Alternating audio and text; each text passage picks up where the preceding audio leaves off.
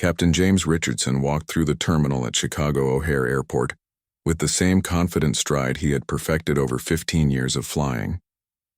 His uniform was crisp, his shoes polished, and his flight bag carried the weight of thousands of hours in the cockpit. At 42 years old, James had earned every stripe on his sleeves the hard way. The morning rush at O'Hare was in full swing. Passengers hurried past him, dragging suitcases and checking their phones. James barely noticed the chaos anymore. He had seen it all before, in airports from coast to coast. What he did notice, though, were the looks. Some passengers did a double take when they saw him in his captain's uniform. A few smiled with genuine warmth, but others wore expressions that made him wonder what they were thinking. James had started his aviation career in the military. Fresh out of high school in Detroit, he had joined the Air Force with dreams of flying fighter jets. The military had given him discipline, training, and most importantly, his first taste of what it meant to be in command of an aircraft.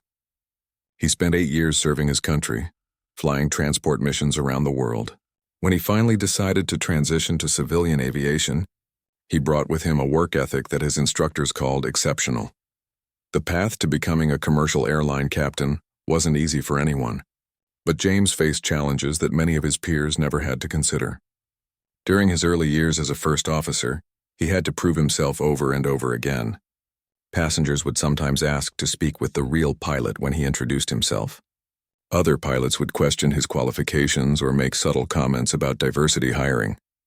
James learned to let these incidents roll off his back, but they never stopped stinging. His flight training records told a different story. James had graduated at the top of his commercial pilot program. His simulator scores were consistently high, and his check rides were textbook perfect. When it came to emergency procedures, weather decision-making, and crew resource management, James excelled. His instructors noted his natural ability to remain calm under pressure and his excellent communication skills. The airline industry had been slowly changing during James's career. When he started, seeing another black pilot in the cockpit was rare. He could count on one hand the number of black captains at his airline when he was first hired. The company had made efforts to recruit more diverse candidates, but progress was slow. James often found himself being the only person of color in pilot meetings or training sessions. Despite the challenges, James loved flying. There was something magical about taking a machine weighing hundreds of thousands of pounds and lifting it gracefully into the sky. He loved the technical aspects of flight planning, weather analysis, and aircraft systems. He also took pride in the responsibility that came with being a captain. Every time he stepped into the cockpit, he was responsible for the lives of everyone on board. It was a responsibility he never took lightly. James had worked for Regional Airways for 12 years. He had started as a first officer on smaller regional jets, flying short routes between mid-sized cities. The pay wasn't great at first, but he was building the flight hours he needed to advance. He studied constantly, learning new aircraft systems and staying current with changing regulations. His dedication paid off when he was promoted to captain 5 years ago. As a captain, James had flown with dozens of different crew members. Most were professional and competent. They worked together as a team, each person playing their role in the complex dance of commercial aviation. James had a reputation among the flight attendants for being calm and approachable. He always took time to brief the cabin crew before each flight, making sure everyone understood the route, weather conditions, and any special considerations for the day. His safety record was spotless. In 15 years of flying, James had never had a serious incident. He had dealt with his share of challenging weather, mechanical issues, and difficult passengers, but he had always found a way to complete his flights safely. The airline's training department sometimes used his decision-making during a severe thunderstorm encounter as an example for other pilots. This Tuesday morning felt like any other. James had reviewed the flight plan for their trip to Atlanta during his drive to the airport. The weather looked good, with only some afternoon thunderstorms possible near their destination. The aircraft was a Boeing 737, a plane James knew inside and out. He had flown this particular route dozens of times and knew all the air traffic control quirks and airport procedures. James arrived at the crew briefing room 30 minutes before their scheduled departure time. This was his routine. He liked to arrive early, review all the paperwork one more time, and get a feel for how the day would go. The flight was full, with 180 passengers booked. Many were business travelers heading to Atlanta for meetings, while others were connecting to flights bound for vacation destinations. The weather briefing showed clear skies for takeoff, with some clouds building later in the day. The aircraft had been thoroughly inspected by maintenance overnight, and all systems were reported working normally. The fuel load was calculated for the 3-hour flight with appropriate reserves. Everything looked routine. James gathered his charts and headed toward the gate. He could see their Boeing 737 parked at the jetway through the large windows. Ground crews were loading bags and cargo into the belly of the plane. The fuel truck was just finishing up, and the catering team was loading drinks and snacks for the passengers. As he walked toward the aircraft, James felt the familiar mix of responsibility and excitement that came with each new flight. He had no way of knowing that this routine Tuesday morning would become anything but routine. The events that were about to unfold would test everything he had learned about leadership, dignity, and standing up for what was right. The morning sun streamed through the terminal windows as James approached the jet bridge. His crew was supposed to meet him at the aircraft for their pre-flight briefing. In a few minutes, he would walk through that door and into a situation that would change his life forever. James stepped through the aircraft door and immediately sensed something was wrong. The first officer, Patricia Wells, was standing near the cockpit entrance with her arms crossed. Her body language was defensive, almost hostile. The flight engineer, Robert Chen, was shuffling through paperwork with unusual intensity, avoiding eye contact. "Good morning," James said cheerfully, setting his flight bag down near the cockpit door. "Ready for another beautiful day of flying?" Patricia barely looked up. "We need to talk," she said curtly. James had flown with Patricia twice before. She was a competent pilot with about 10 years of experience, though she had a reputation for being difficult to work with. Some of the other captains had mentioned that she could be moody and argumentative during flights. Robert was newer to James, a flight engineer with about 5 years under his belt. He seemed nervous, constantly fidgeting with his pen. "Sure," James replied, maintaining his professional demeanor. "What's on your mind?" Patricia glanced around to make sure the flight attendants were out of earshot. The cabin crew was busy preparing for boarding, checking safety equipment and setting up the galley. She lowered her voice but kept her tone sharp. "I'm not comfortable flying with you as captain today," she said bluntly. James felt his stomach drop, but he kept his expression neutral. He had heard similar comments before, though never quite this direct. "Can you be more specific about your concerns?" he asked calmly. "I just don't think it's a good fit," Patricia continued. "Maybe we should see if we can get a different captain assigned to this flight." Robert looked up from his paperwork, clearly uncomfortable with the conversation.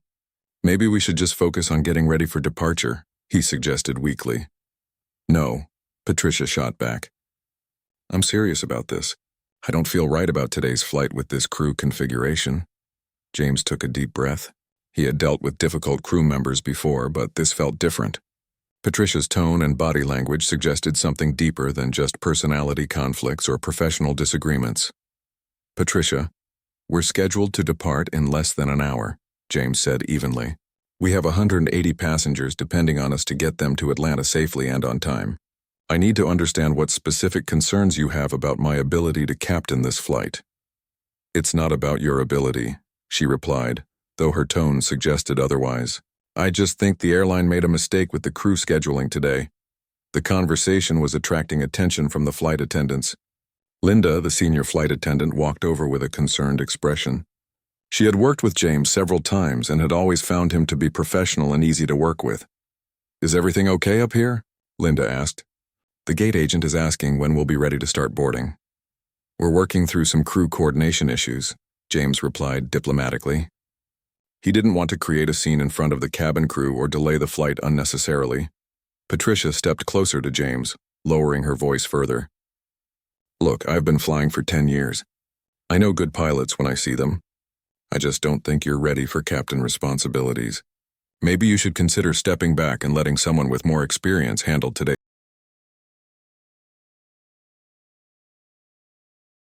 Had over 8,000 flight hours, an impeccable safety record, and had been successfully captaining flights for 5 years. His experience and qualifications far exceeded what was required for this route. "Patricia, I'm not sure what's driving your concerns, James said, his voice remaining steady despite the anger building inside him. My training records, flight hours, and safety record are all available for review. I'm fully qualified and current to captain this aircraft. Robert finally spoke up, though his voice was barely above a whisper. Maybe we could call operations and see if there's another captain available. James realized that both crew members were actively trying to remove him from the flight. This wasn't about personality conflicts or minor disagreements about procedures. This was about them questioning his fundamental right to be in command. I need both of you to be very clear about what's happening here, James said firmly. Are you refusing to fly with me as your captain? Patricia's face flushed red. I'm not refusing anything. I'm just saying I think there might be better options available.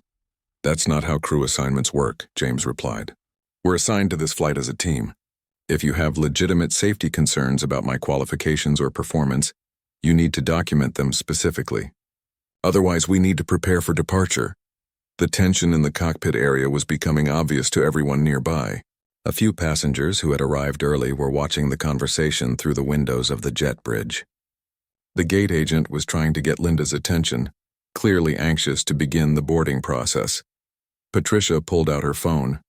I think I should call the chief pilot's office, she said. Maybe they can sort this out. You're welcome to call whoever you'd like, James responded. But I'm the assigned captain for this flight. And unless you have documented safety concerns, we need to move forward with our departure preparations. Robert was sweating now, clearly caught in the middle of a situation he hadn't anticipated. Maybe we could all just take a step back and figure out a solution that works for everyone, he suggested. The solution is simple, James said, his patience wearing thin. We do our jobs professionally and get our passengers to Atlanta safely. That's what we're paid to do. Patricia shook her head. I'm not comfortable with that. I think I need to call in sick. The threat was clear. If she called in sick, the flight would be delayed or canceled while the airline scrambled to find a replacement first officer. Hundreds of passengers would be affected and the airline would face significant costs and customer service issues. That's your choice, James replied calmly. But I want to be very clear that you're threatening to abandon your assigned duties not because of any safety concerns or legitimate operational issues, but because you're uncomfortable flying with me as your captain. Robert looked back and forth between them, clearly torn. Maybe I should call in sick too, he muttered. James felt a cold anger building in his chest, but he kept his voice level. Both of you are welcome to make whatever decisions you feel are appropriate. But I want witnesses to this conversation and I want everything documented. Linda was still standing nearby, clearly confused by what she was witnessing. A few of the other flight attendants had noticed the tension and were whispering among themselves. Linda, James said, turning to the senior flight attendant, I need you to note the time and witness this conversation. Both the first officer and flight engineer are indicating they may call in sick, rather than fly with me as captain, despite having no documented safety concerns or legitimate operational objections. Patricia's face turned even redder. You're making this into something it's not, she snapped. I'm documenting exactly what's happening, James replied. If you and Robert decide to call in sick, that's your right. But the reasons for your decision will be clearly documented. The standoff continued for several more minutes, with Patricia and Robert becoming increasingly uncomfortable as other crew members and airport personnel began to notice the situation. James remained calm but firm, refusing to back down or accept their unreasonable demands. Finally, Patricia made her decision. She pulled out her phone and dialed the crew scheduling office. This is First Officer Wells, she said into the phone. I need to report sick for Flight 447 to Atlanta. I'm not feeling well enough to fly today. Robert hesitated for another moment, then pulled out his own phone. This is Flight Engineer Chen. I also need to report sick for Flight 447. I'm having some personal issues that make me unavailable for duty. James watched them make their calls, knowing that their actions would be reviewed and investigated. He also knew that this moment would define not just his career, but his willingness to stand up for his rights and dignity as a professional pilot. James stood in the empty cockpit, listening to the echo of footsteps as Patricia and Robert walked away from the aircraft. The silence felt heavy after the tension of the previous 30 minutes. Linda approached him cautiously, her face full of concern and confusion. Captain Richardson, what just happened? She asked softly. I've never seen anything like that before. James looked out at the passengers beginning to gather at the gate. Families with children, business travelers checking their phones, elderly couples holding hands, all of them trusting that their flight crew would get them safely to their destination. Now their travel plans were in jeopardy because 2 crew members had decided they couldn't work with him. "Linda, I need you to call the gate agent and let them know we're going to have a delay," James said quietly. "We're going to need replacement crew members before we can depart." "Should I tell them why?" Linda asked. James paused, considering his words carefully. "Tell them we have crew scheduling issues that need to be resolved by operations." As Linda walked toward the front of the aircraft, James pulled out his phone. He had a choice to make. He could call crew scheduling and simply request replacement crew members, treating this as a routine operational issue. The airline would eventually find substitutes, the flight would depart several hours late, and life would go on. Patricia and Robert would face no consequences for their actions, or he could make a different kind of call. James scrolled through his contacts until he found the number for the operations center. This wasn't just crew scheduling. This was the hub where all flight operations were monitored and managed. More importantly, it was staffed by senior managers who had the authority to investigate what had just happened. He dialed the number, his heart beating faster as he listened to it ring. "Regional Airways Operations. This is Kelly speaking. Kelly, this is Captain Richardson on Flight 447 at O'Hare, Gate B12. I need to speak with the duty manager immediately regarding a serious crew situation." "Hold on, Captain. Let me get Mike Torres on the line." James waited, watching through the aircraft windows as more passengers gathered at the gate. Some were checking the departure board, probably starting to wonder why boarding hadn't begun yet. The gate agent was fielding questions, clearly frustrated by the lack of information. "Captain Richardson, this is Mike Torres. What's the situation?" James took a deep breath. This was the moment that would define everything. "Mike, I need to report a crew refusal situation. My first officer and flight engineer have both called in sick, rather than fly with me as captain. I have witnesses to their statements indicating they were uncomfortable flying under my command, with no legitimate safety or operational concerns cited."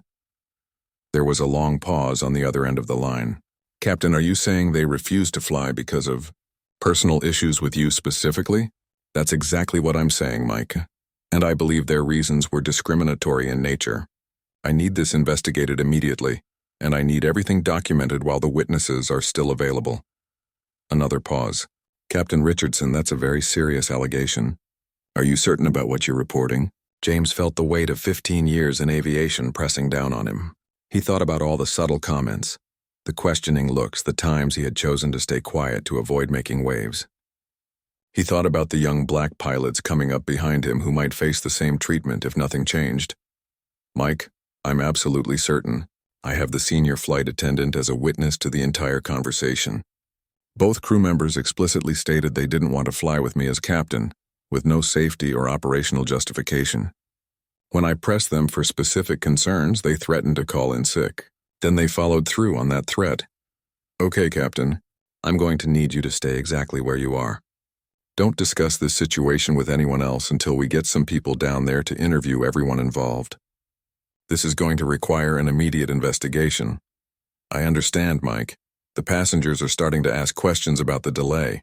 What should we tell them? Tell them we're working on a crew scheduling issue and we'll have more information shortly. I'm calling our Chicago base manager and our employee relations team right now. Someone will be down to the gate within 30 minutes.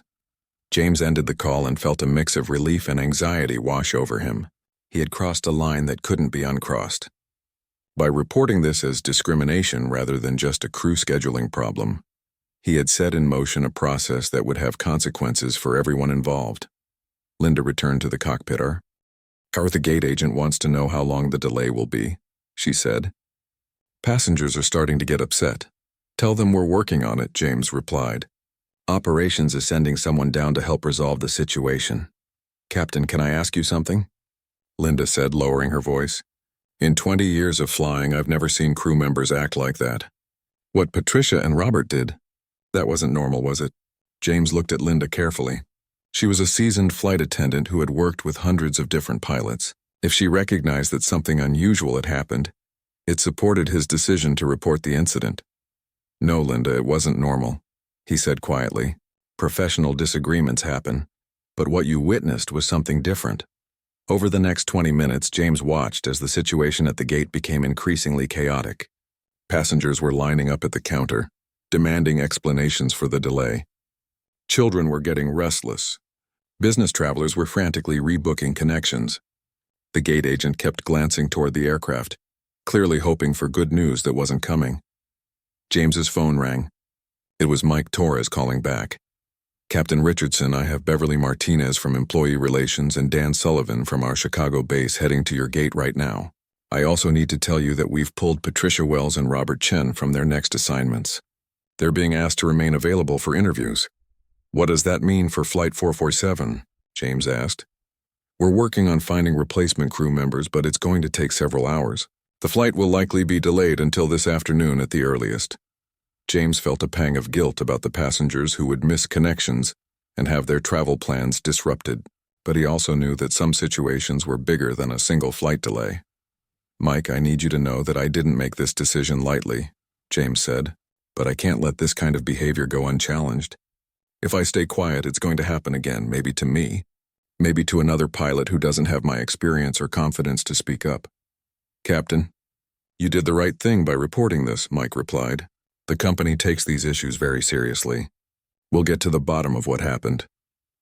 A few minutes later, James saw two people in business attire walking quickly toward the gate. The woman was carrying a briefcase and taking notes on a tablet. The man was talking on his phone while scanning the crowd of frustrated passengers. Beverly Martinez introduced herself first. She was a small woman with gray hair and sharp eyes that seemed to take in everything at once. Dan Sullivan was tall and lean, with the weathered look of someone who had spent years working around airports. "Captain Richardson, we need to get a full statement from you about what happened this morning," Beverly said.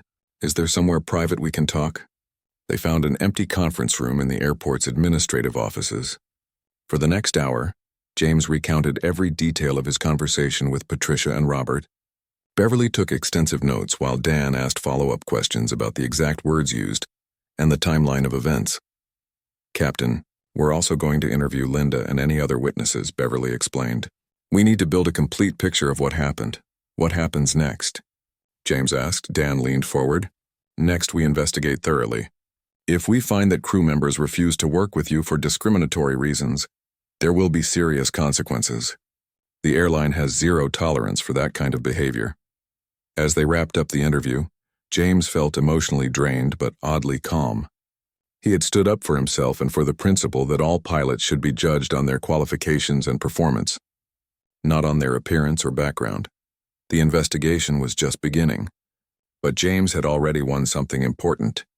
He had refused to accept unacceptable behavior, and he had forced the airline to take a stand on an issue that had been quietly tolerated for too long. The investigation moved faster than anyone expected. Within 2 hours of James's call to operations, Regional Airways had assembled a full investigative team. Beverly Martinez from Employee Relations was joined by the airline's legal counsel, union representatives, and security personnel who pulled video footage from the airport's surveillance cameras. Patricia Wells sat in a sterile conference room at the airline's Chicago facility, her confidence from the morning completely gone. Across from her sat Beverly Martinez and corporate attorney David Kim. A union representative sat silently in the corner, taking notes on a legal pad. "Patricia, we need you to walk us through exactly what happened this morning," Beverly said, her voice professional but firm. "Start from when you first saw Captain Richardson board the aircraft." Patricia shifted uncomfortably in her chair. The morning's events seemed different now, under the harsh fluorescent lights of the conference room. What had felt justified a few hours ago now felt like a series of poor decisions. "I just didn't feel comfortable with the crew composition," Patricia began, avoiding eye contact. "Sometimes you get a feeling that a flight isn't going to go well. Can you be more specific?" David Kim interjected. "What about Captain Richardson made you uncomfortable? Was it something he said or did?" "No, nothing specific," Patricia admitted. "I just had concerns about his experience level." Beverly consulted her notes. "According to our records, Captain Richardson has over 8,000 flight hours and has been a captain for 5 years. His training records are exemplary, and he has no incidents on his record. Can you explain what specific experience concerns you had?" Patricia's face reddened. She realized how weak her explanation sounded when confronted with actual facts. "I guess I was just having a bad day," she said quietly. Meanwhile, in another conference room, Robert Chen was having an even more difficult conversation. Unlike Patricia, Robert had never been known for causing problems. His sudden decision to call in sick had surprised everyone who knew him.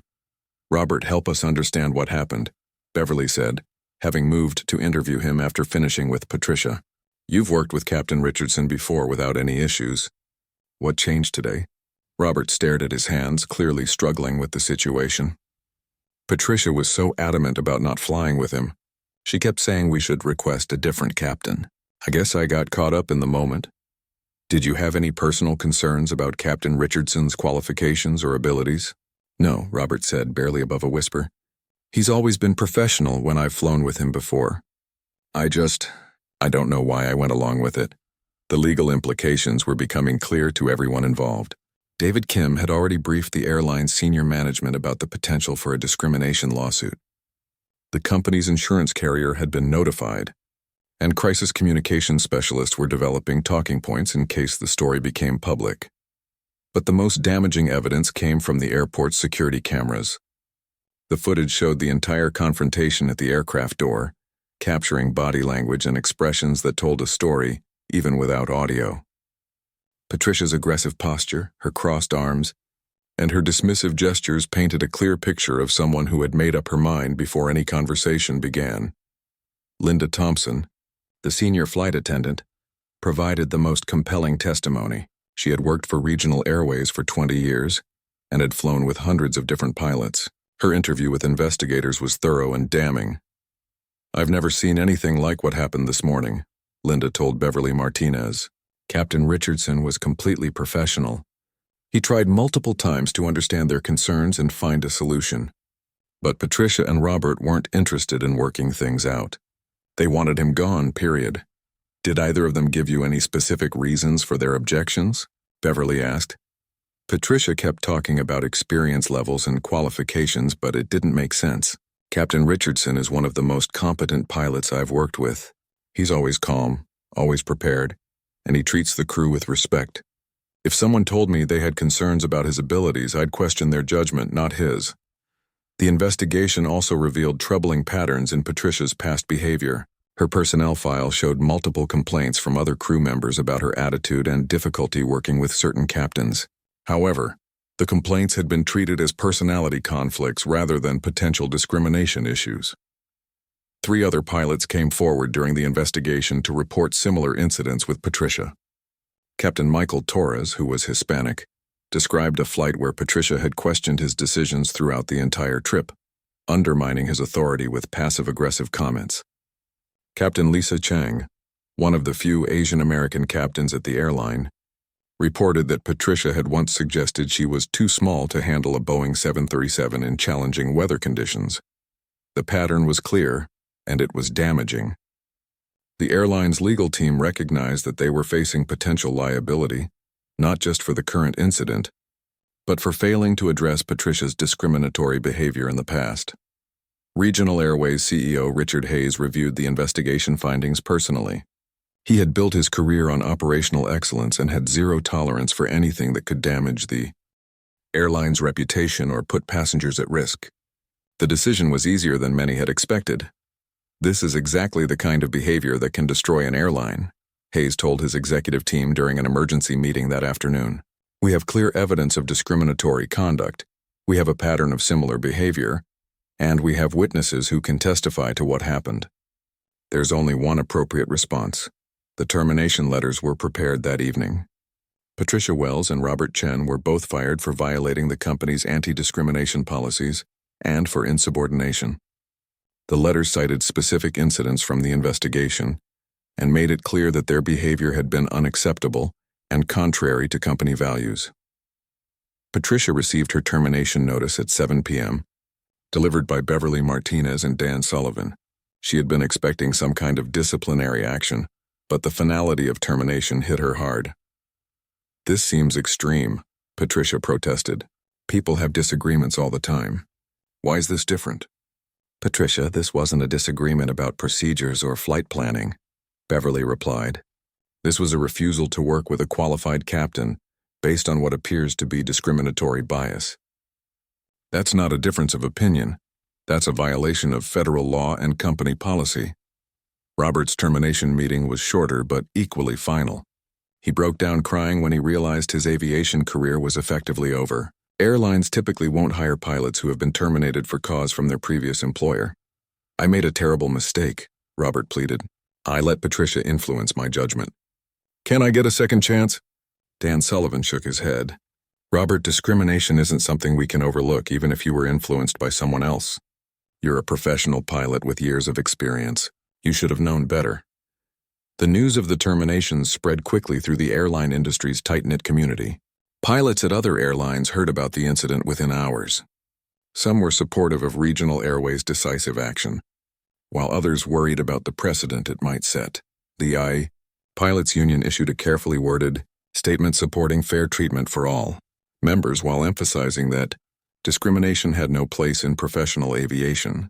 Union leaders privately acknowledged that Patricia and Robert's behavior had been indefensible, even if they weren't happy about the terminations. For James Richardson, the swift action by the airline was both vindication and relief. He had taken a significant risk by reporting the incident, and the company's response showed that his faith in doing the right thing had been justified. Beverly Martinez called James that evening to inform him of the terminations. "Captain Richardson, I want you to know that the company takes these issues very seriously," she said. "What happened this morning was unacceptable and we've taken appropriate action." "I appreciate the thorough investigation," James replied. "This wasn't easy for anyone, but some things are more important than avoiding conflict." The investigation had uncovered more than just one morning's incident. It had revealed systemic issues that the airline would need to address through enhanced training, better reporting procedures, and a renewed commitment to creating an inclusive workplace. The terminations were just the beginning of a larger effort to change the culture of commercial aviation. 3 weeks later, James Richardson walked through the same terminal at O'Hare Airport, heading to the same gate where his career had nearly been derailed. This time, however, everything felt different. The story of what had happened had spread throughout the aviation industry, and the response had been overwhelming. Flight 447 to Atlanta was back on schedule, and James was once again the assigned captain. His new crew greeted him with genuine warmth and professionalism. First Officer Amanda Foster was a 10-year veteran with excellent reviews, and Flight Engineer Kevin Walsh had specifically requested to fly with James after hearing about the incident. "Captain Richardson," Amanda said as they met near the aircraft, "I just want you to know that what you did took real courage. A lot of us have faced similar situations, but we didn't have the strength to speak up like you did." James smiled, feeling a sense of validation he hadn't expected. "Thank you, Amanda. I just hope it makes things better for everyone going forward." The flight to Atlanta went smoothly, with clear skies and no mechanical issues. But for James, the most meaningful part was the easy camaraderie among the crew. They worked together seamlessly, each person focused on their responsibilities, without any of the tension or hostility that had poisoned his last attempt at this route. The story had broken in Aviation Week magazine first, then spread to mainstream media outlets. The headline, "Airline Takes Swift Action After Crew Discrimination Incident," had generated hundreds of comments online and sparked conversations. In pilot lounges across the country, Regional Airways found itself in an unusual position, being praised for how it handled a discrimination case. CEO Richard Hayes had decided to be transparent about the incident, using it as an opportunity to reinforce the company's commitment to diversity and inclusion. The airline's stock price had actually risen slightly as investors viewed the decisive action as evidence of strong corporate leadership. "We cannot and will not tolerate discrimination in any form," Hayes had said in a company-wide email. "Every member of our team, regardless of their background, deserves to be treated with respect and judged solely on their professional qualifications and performance."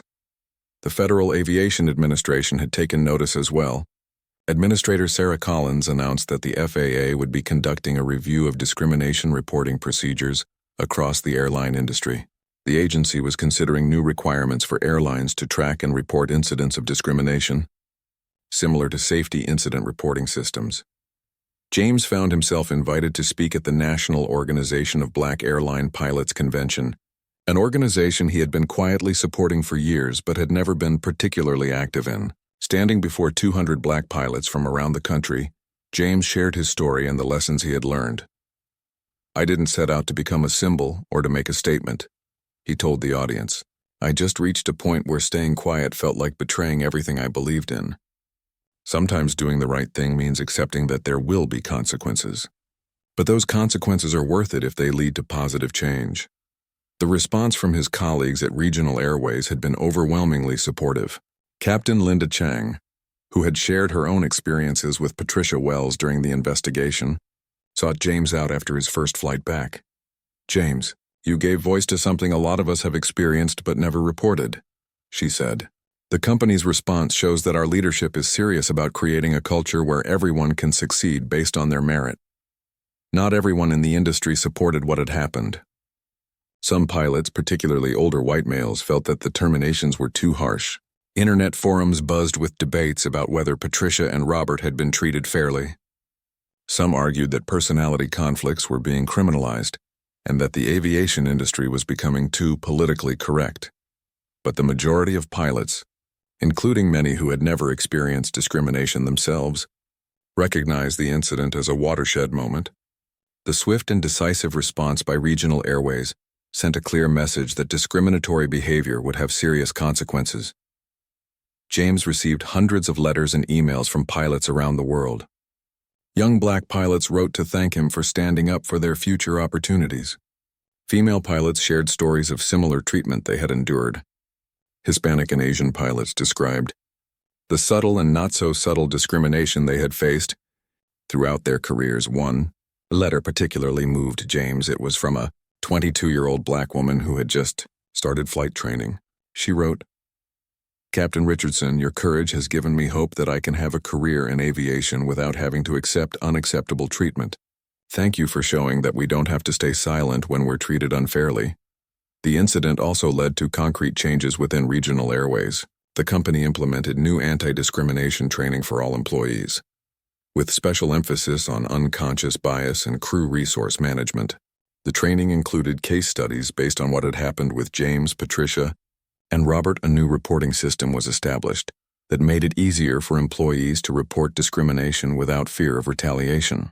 Beverly Martinez was promoted to Vice President of Employee Relations and tasked with ensuring that the company's diversity and inclusion efforts had real teeth. The pilots' union, which had initially been cautious about the terminations, eventually embraced the changes. Union President Mark Thompson issued a statement saying, "Professional aviation requires trust, respect, and teamwork. Discrimination undermines all of these essential elements and has no place in our industry." Patricia Wells and Robert Chen both struggled to find new positions in the aviation industry. The discrimination termination on their records made it nearly impossible to get hired by other airlines. Patricia eventually left aviation entirely, taking a job in logistics management. Robert spent months fighting the termination through the union grievance process, but ultimately lost his appeal. During the grievance hearing, the union representative argued that Robert had been unfairly caught up in Patricia's behavior and deserved a second chance. However, the arbitrator ruled that as a professional pilot, Robert had a responsibility to act independently and could not use peer pressure as an excuse for discriminatory behavior. 6 months after the incident, James was promoted to check airman, a position that involved training and evaluating other pilots. It was a recognition of his professionalism and leadership, but James also saw it as an opportunity to influence the next generation of pilots. In his new role, James made sure that discussions about diversity, respect, and professional behavior were part of every training session. He shared his story with new hires and emphasized that technical competence alone wasn't enough.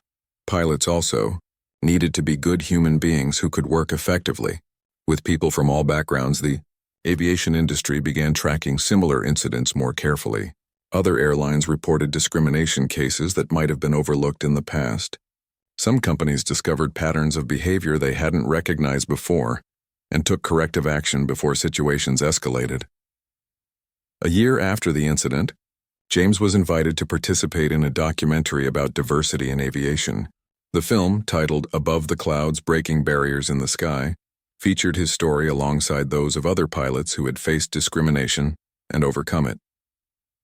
During his interview for the documentary, James reflected on how much had changed since that difficult morning at O'Hare.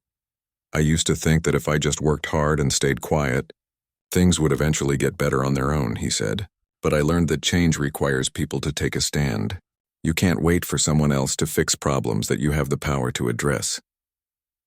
The impact of James's decision rippled far beyond regional airways or even the aviation industry.